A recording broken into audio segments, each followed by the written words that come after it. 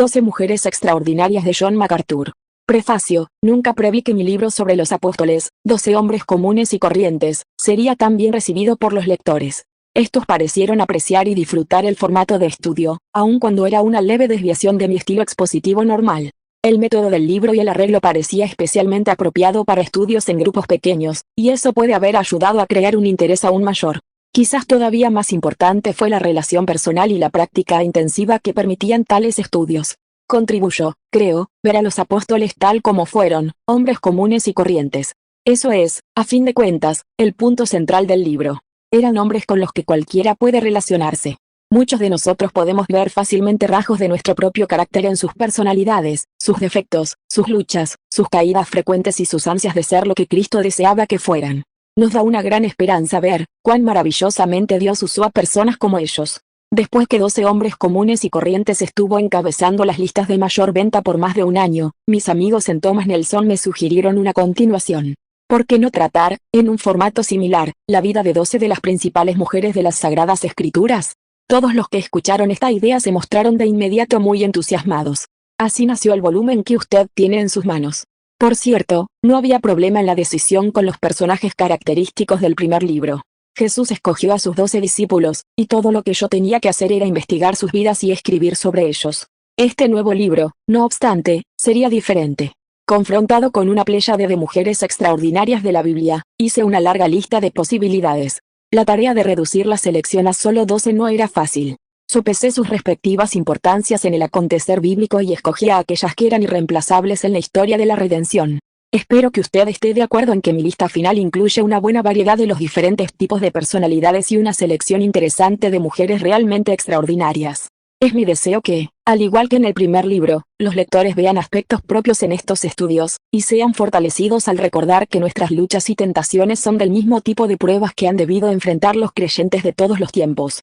De esta forma se nos recuerda que aún en medio de la prueba, Dios permanece eternamente al cansar fiel. 1 Corintios 10.13. El Dios de Abraham, Isaac y Jacob es también el Dios de Sara, Rebeca y Raquel. Es también el Dios de cada creyente en nuestra generación, hombres y mujeres parecidos.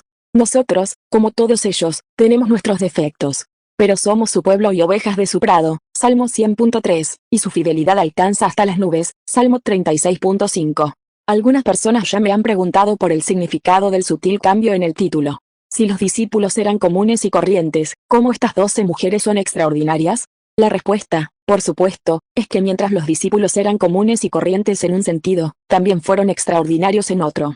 Tan lejos como concierne a sus talentos innatos y a sus trasfondos humanos, ellos son genuina y deliberadamente comunes, sino que lo necio del mundo escogió Dios, para avergonzar a los sabios, y lo débil del mundo escogió Dios, para avergonzar a lo fuerte, y lo vil del mundo y lo menospreciado escogió Dios y lo que no es, para deshacer lo que es, a fin de que nadie se jacte en su presencia. 1 Corintios 1.27a.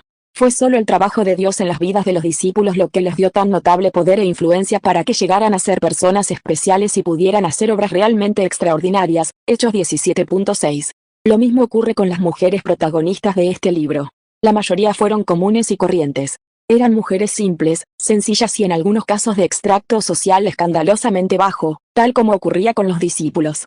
Tomemos, por ejemplo, a la mujer samaritana del capítulo 4 de Juan. No sabemos su nombre.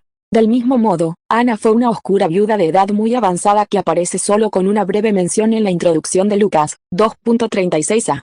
Rahab era una ramera. Aún María, la madre de Cristo, fue una joven sin distinción especial, que vivía en una insignificante aldea improductiva de Galilea. En cada ejemplo, lo que las hizo extraordinarias fue un memorable cambio de vida como producto de un encuentro con el Dios del universo. La única legítima excepción es Eva, que empezó su vida como alguien muy especial en todos los sentidos. Fue creada por Dios para ser el puro e inmaculado modelo de perfección de la condición de mujer. Pero lo arruinó pronto pecando. A pesar de esto, también ella llegó a ser la representación viva de la verdad de que Dios puede recuperar y redimir a aquellos que caen y convertirlos en verdaderos trofeos de su gracia, a pesar de sus caídas. A decir verdad, estoy convencido que por medio de la gracia redentora de Dios, Eva irá a través de toda la eternidad en forma más gloriosa que lo que era en su inocencia terrenal original. En otras palabras, todas estas mujeres llegaron a ser extraordinarias en última instancia, no debido a algunas cualidades naturales de ellas mismas, sino solamente porque el único Dios verdadero a quien veneraron, que es grande, poderoso, glorioso e impresionante, las refinó de la misma manera que a la plata, las redimió por medio de la obra de un extraordinario Salvador, su propio y divino Hijo, conformándolas a su imagen. Romanos 8:29. El trabajo perfecto de Dios en sus vidas las hizo mujeres realmente extraordinarias.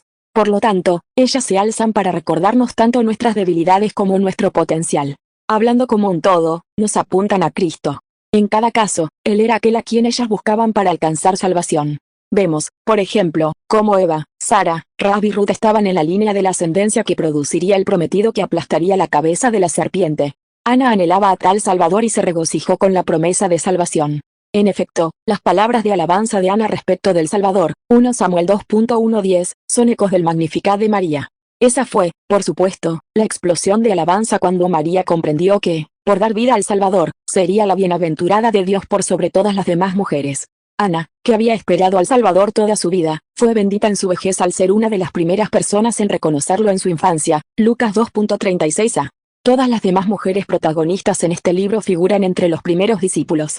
Cada una de ellas nos testifica de Cristo. Mi oración por ustedes es que una vez que haya leído este libro pueda compartir esa fe, imitar su fidelidad y aprender a amar al Salvador cuyo trabajo las hizo verdaderamente extraordinarias. Su vida puede también ser extraordinaria en virtud de su gracia maravillosa.